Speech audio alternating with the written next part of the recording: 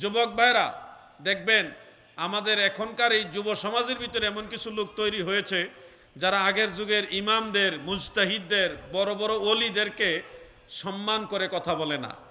অনেক সময় এভাবে বলে যে আগের দিনের যারা ছিল এরা কোরআন হাদিস বুঝতো না বা কম বুঝতো, একটু এনকার করে কথা বলে, এমন লোক পাওয়া যায় না? বিশেষ করে যুবকদের মাঝে এই ধরনের লোক পাওয়া যায়। আগের যুগের আলেমদেরকে তিরস্কার করে, ব্যঙ্গ করে, এমনকি এই ধরনের কথা বলে যে ইমাম আবু হানিফা মাত্র 30টা হাদিস জানতো। চিন্তা করেছেন? উনার লকব হলো ইমামে আজম।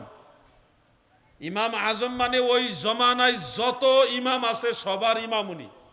সুবহানাল্লাহ বলেন না? খতিবে বাগদাদি রহমাতুল্লাহ আলাইহি তিনি তার তারিখের মধ্যে সনদ সহকারে উল্লেখ করেছেন, ইমাম আবু হানিফা রহমাতুল্লাহ আলাইহি এশারের নামাজের ওযু দিয়ে ফজরের নামাজ পড়েছেন একটানা 40 বছর। এশারের ওযু দিয়ে ফজরের নামাজ একটানা 40 বছর পড়েছে। এই কথাটা যখন আমরা বলি তখন এই তরুণ প্রজন্ম কিংবা লামাযহাবী যাদেরকে ওয়াহাবি আমরা বলি, এই ওয়াহাবির গোষ্ঠীরা কয়, হ্যাঁ এটা কিভাবে সম্ভব? অসম্ভব। আরে ওয়াহাবিদের বেলায় এটা অসম্ভব, কিন্তু ইমামে আজমের বেলায় সম্ভব। ঠিক কিনা বলেন? তাহলে উনি কি সুন্নাহ বিরোধী ছিলেন? কি সুন্নাহ বিরোধী? যে রাত্রেবেলা ঘুমানো তো সুন্নত, তাহলে উনি তো ঘুমাইলেন না। এশার ওযু দিয়া সারা রাত উনি জাগ্রত থাইকা ফজরের নামাজ পড়ছে, ঘুমাইলেন না, তো রাত্রে ঘুমানো সুন্নত না? অথবা তিনি কি স্ত্রীকে সময় দেননি? এই ধরনের কথা বলে, বইলা প্রশ্ন তুলেছিল। আমি তাদের জবাবটা কিভাবে দিয়েছি জানেন? ওয়াহাবি যা আছে বাংলাদেশে সবার বড় ইমাম নাম হইল ইবনে তাইমিয়া। নাম কি? এটা আপনারা মনে রাখবেন। ইবনে তাইমিয়ার একটা কিতাব আছে, ওটার নাম মাজমুয়ে ফাতাওয়া। মাজমুয়ে ফাতাওয়া। সেই কিতাবের মধ্যে উল্লেখ আছে সাহাবীদের মধ্যে, তাবিঈদের মধ্যে এবং সলফে সালিহিনদের এক দল, তারা ইমাম আবু হানিফা যেমন এশারের ওযু দিয়া ফজরের নামাজ পড়ছে, সাহাবী, তাবিঈ, সলফে সালিহিনের এক দল তারাও এশারের ওযু দিয়া ফজরের নামাজ আদায় করছে। কোন কিতাব আছে? ওয়াহাবিদের বড় ইমামের কিতাবে আছে।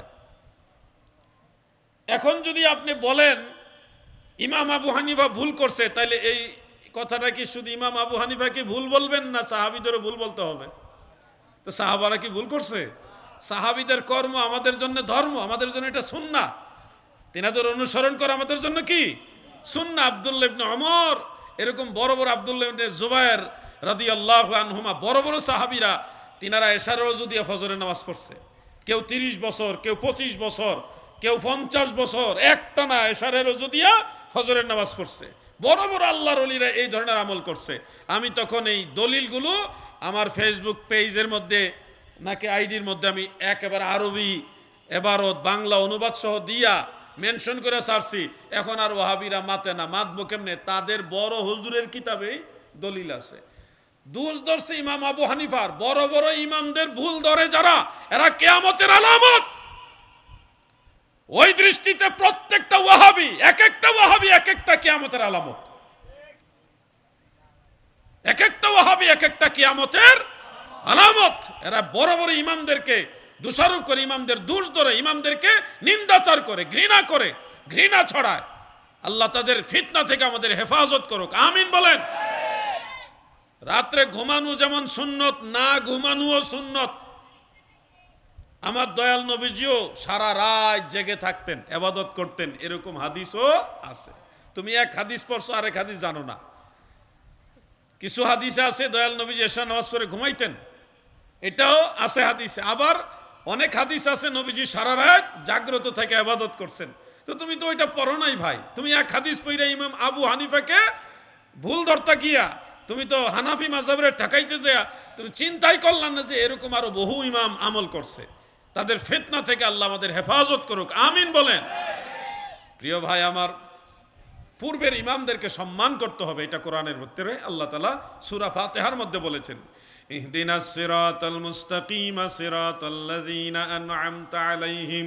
আল্লাহ আপনার নিয়ামতপ্রাপ্ত বান্দারা যেই পথে চলেছে আমাদেরকে সেই পথেই চালান। নিয়ামতপ্রাপ্ত বান্দাদের পথে চলাটাই হলো জান্নাতি বান্দাদের নিশানা, আর নিয়ামতপ্রাপ্ত বান্দাদের দোষ ধরা ওয়াহাবিদের নিশানা।